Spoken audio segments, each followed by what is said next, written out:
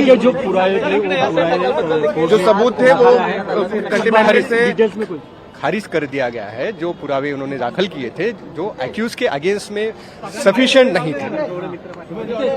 जो आरडीएक्स की थी और साजिश जी आरडीएक्स नहीं मिला है, ऐसा डिक्लेयर किया गया। भोपाल और फरीदाबाद में नहीं हुई थी, ये बात भी कही गई है। सभी की जो सेक्शन थी उसके सैंक्शंस को भी हटा दिया गया है। कौन से ही सेक्शन अनएप्लीकेबल डिटेल जजमेंट आएगा। डिटेल जजमेंट कब तक एक्सपेक्ट कर सकते हैं? 12 घंटे लगेंगे, सब साहब ने कहा है कि अपलोड होने को टाइम लगेगा। डिटेल जजमेंट 12 घंटे के बाद 1000 पेज के ऊपर कुछ है तो थोड़ा सा समय लगेगा। बार हिंदू दहशत का ये सिर्फ पॉलिटिकल नरेशन था और कुछ भी नहीं था। और जो आपका जो आतंकवाद का विषय था ऐसा कोई विषय है नहीं। और कोर्ट ने आज साबित कर दिया है कि 17 साल के बाद कि ये कोई घटना इन लोगों से की गई नहीं है। हो उशीर लागला, पण कसं होतं की व्हॉल्युमनस विटनेस होते 325च्या जवळजवळ विटनेस होते, ते सगळं घेण्यासाठी वेळ लागला। परंतु ज्या पद्धतीने सगळा हा राजकीय हेतू पुरस्कार वाद सुरू होता, हा त्या काळातला एनसीपी आणि काँग्रेसने केलेला षडयंत्र होता। काही दुसऱ्या पक्षांनी समोर येऊ नये ह्याच्याकरिता होलं, बाकी तर दुसरं काही नाही। ओनली पॉलिटिकल नैरेटिव है। अपना नाम और आप किसके वकील हैं? मैं एक्यूज नंबर 11 का वकील हूँ। रंजित नायर नाम है मेरा। रंजित नायर रोल आपल्यासोबत आरोपींचे वकील रणजित नायर आहेत। रणजितजी, सविस्तर सांगा कशा रीतीनं न्यायालयाने निकाल सुनावला आणि काय काय न्यायाधीशांनी म्हटलेलं आहे। तो यहाँ पर ये बड़ी खबर आपको बता दें कि 17 सालों के बाद मालेगांव ब्लास्ट धमाके में फैसला एनआईए की विशेष अदालत ने सुना दिया। सभी 17 आरोपियों को बरी यहाँ पर कर दिया गया। कोर्ट की तरफ से साफ कहा गया कि जो भी एजेंसियों ने आरोप लगाए थे उन्हें वो साबित नहीं कर पाई। यहाँ पर कोर्ट की तरफ से एक बड़ी बात ये कही गई कि जो यूएपीए की धारा 16 आतंकवादी कृत्य करना और धारा 18 आतंकवादी कृत्य करने की साजिश रचने के आरोप लगाए गए थे, वो धाराएं लगाई गई थी, वो उनके ऊपर नहीं लगाई जा सकती, सबूत नहीं। जितेंद्र दीक्षित के पास हम चलेंगे। यहाँ पर जितेंद्र, बहुत बड़ा फैसला है और बहुत बड़ी राहत सभी 7 आरोपियों के लिए।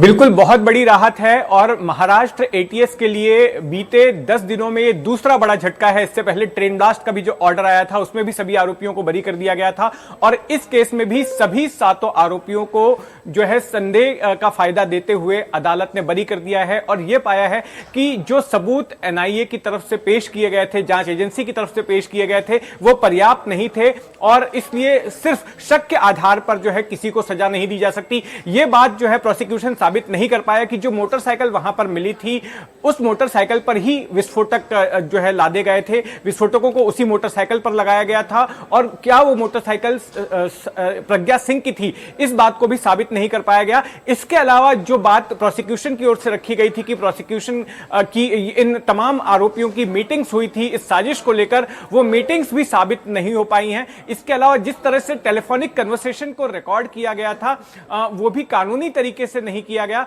ये बात भी अदालत ने अपने फैसले में दर्ज की है।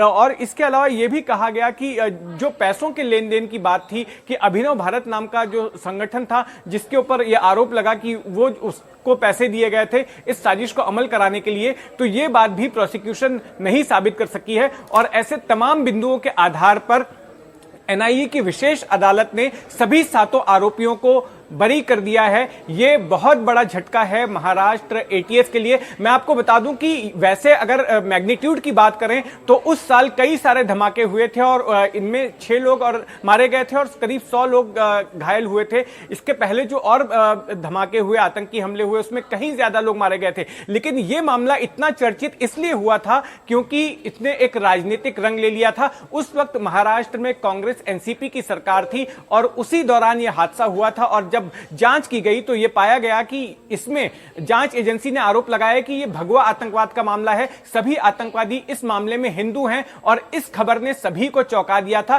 पहली बार हाल के दशकों में ऐसा था कि हिंदू आतंकवाद नाम की थियोरी सामने आई थी जिसमें हिंदुओं पर आरोप लगा था कि वो बम धमाके करा रहे थे, वो किसी तरह का आतंकी हमला करा रहे थे और इस वजह से इस पूरे मामले ने राजनीतिक रंग ले लिया था। बीजेपी ने इन आरोपियों का आगे चलकर समर्थन किया और इस मामले में जो सबसे प्रमुख आरोपी, इस पूरे ब्लास्ट का जो चेहरा पेश किया गया प्रज्ञा सिंह का, बीजेपी की ओर से 2019 में प्रज्ञा सिंह को भोपाल से टिकट भी दिया गया था लोकसभा का और वो सांसद भी बनी थी।